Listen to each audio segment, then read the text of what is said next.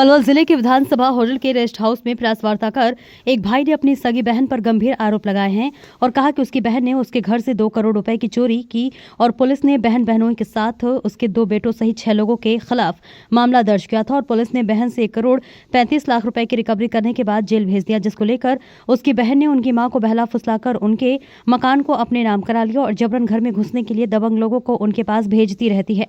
भाई के साथ आए गाँव के दर्जन भर लोगों ने भी कहा कि अपने भाइयों को इनकी बहन प्रॉपर्टी के लिए परेशान कर रही है, जबकि पुलिस ने भी जांच कर ली है।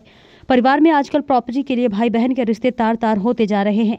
इस बीच आपको बताते चले कि ये मामला भी जो हमने आपको बताया, लगातार इस वक्त के जो बड़ी खबर आपको दे रहे हैं, जहां देश राज ने आज अपने गांव और आसपास के लगभग 2 दर्जन से अधिक लोगों को अपने रिश्तेदारों के साथ उपस्थित होकर अपनी जमीन के सारे दस्तावेज दिखाते हुए सारी जानकारी दी है और कहा है कि उस मकान में मैं और मेरा परिवार और मेरे बुजुर्ग ताऊ जी रहते हैं, उसमें किसी दबंग लोगों ने कोई कब्जा नहीं किया है। देखिए होडल से महावीर सिंह की खास रिपोर्ट। आपने जो प्रेस वार्ता की है, क्या मामला पूरा? मेरा नाम देशराज सिंह है जी, गांव खरोट है हमारा। 2009 से सर हम यहीं होडल रह रहे हैं, अपना मकान है और ये पूरा अपना परिवार है। आज हम यहाँ पर इस विषय पर इकट्ठा हुए हैं जो भी 3-4 दिन पहले मेरी माँ और बहन ने हमारे खिलाफ यहाँ एक प्रेस कॉन्फ्रेंस आयोजित की थी, जिसमें हमारे प्रति पूरा दुष्प्रचार किया है, पूरे झूठे आरोप लगाए हैं कि हमने उनको मार करके घर से भगा दिया है। तो मैं अगर अकेला आकर के अपनी बात आपके सामने रखता तो शायद आपको ऐसा लगता कि ये झूठ बोल रहे हैं या आपसी विवाद की वजह से ऐसा कर रहे हैं। पूरा परिवार मेरा यहाँ बैठा हुआ है, किसी से भी आप जानकारी कर सकते हैं कैसा मेरा व्यवहार है और कैसा उनका व्यवहार है। आज तक कभी मारना पीटना तो बहुत दूर की बात है, कभी गाली गलौज तक हमने नहीं की है।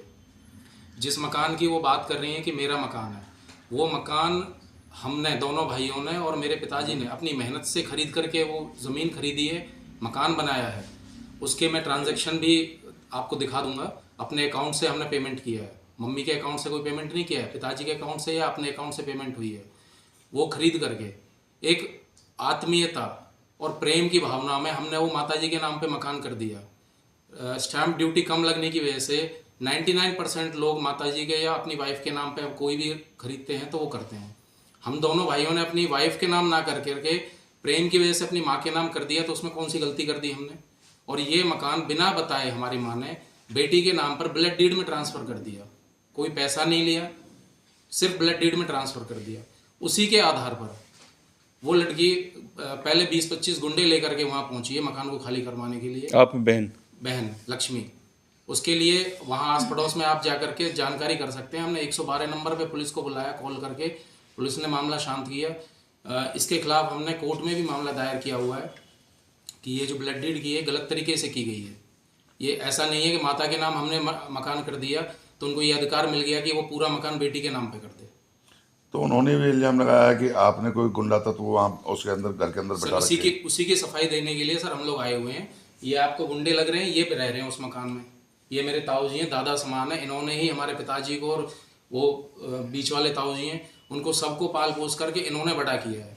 हम रह रहे हैं, ये रह रहे हैं, उसके छोटे भाई के वो ससुर साहब है वो रह रहे हैं। वो मकान कहाँ पर है और उसको खरीद करके माताजी के नाम करा दिया।